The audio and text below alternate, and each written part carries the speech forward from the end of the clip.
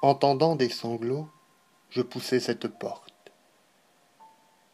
Les 4 enfants pleuraient et la mère était morte. Tout dans ce lieu lugubre effrayait le regard. Sur le grabat gisait le cadavre hagard. C'était déjà la tombe et déjà le fantôme. Pas de feu. Le plafond laissait passer le chaume. Les 4 enfants songeaient comme 4 vieillards. On voyait comme une aube à travers des brouillards aux lèvres de la morte un sinistre sourire. Et l'aîné qui n'avait que 6 ans semblait dire « Regardez donc cette ombre où le sort nous a mis. » Un crime en cette chambre avait été commis. Ce crime le voici. Sous le ciel qui rayonne, une femme est candide, intelligente, bonne. Dieu, qui la suit d'en haut d'un regard attendri, la fit pour être heureuse. Humble, elle a pour mari un ouvrier. Tous deux, sans aigreur, sans envie, tirent d'un pas égal le licou de la vie. Le choléra lui prend son mari. La voilà veuve avec la misère et 4 enfants qu'elle a. Alors elle se met au labeur comme un homme. Elle est active, propre, attentive, économe. Pas de drap à son lit, pas d'âtre à son foyer. Elle ne se plaint pas. Serre qui veut l'employer, ravaude de vieux bas, fait des nattes de paille. Tricote, file, coud, passe les nuits, travaille pour nourrir ses enfants. Elle est honnête enfin. Un jour on va chez elle.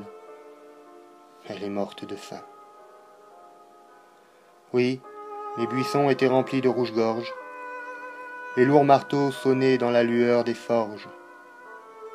Les masques abondaient dans les balles et partout les baisers soulevaient la dentelle du loup. Tout vivait. Les marchands comptaient de grosses sommes. On entendait rouler les chars, rire les hommes. Les wagons ébranlaient les plaines. Le steamer secouait son panache au-dessus de la mer. Et, dans cette rumeur de joie et de lumière, cette femme étant seule au fond de sa chaumière, la faim, goût effaré aux hurlements plaintifs, maigre et féroce, était entrée à pas furtifs, sans bruit, et l'avait prise à la gorge et tuée.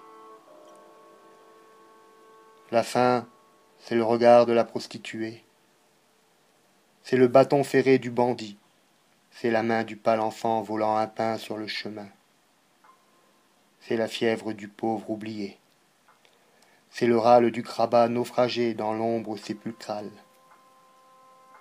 Ô Dieu, la sève abonde, et dans ses flancs troublés la terre est pleine d'herbes et de fruits et de blé.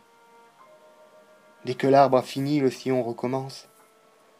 Et pendant que tout vit, ô Dieu, dans ta clémence, que la mouche connaît la feuille du sureau, pendant que l'étang donne à boire aux passereaux, pendant que le tombeau nourrit les vautours chauves, pendant que la nature, en ses profondeurs fauves, fait manger le chacal, l'once et le basilic, l'homme expire.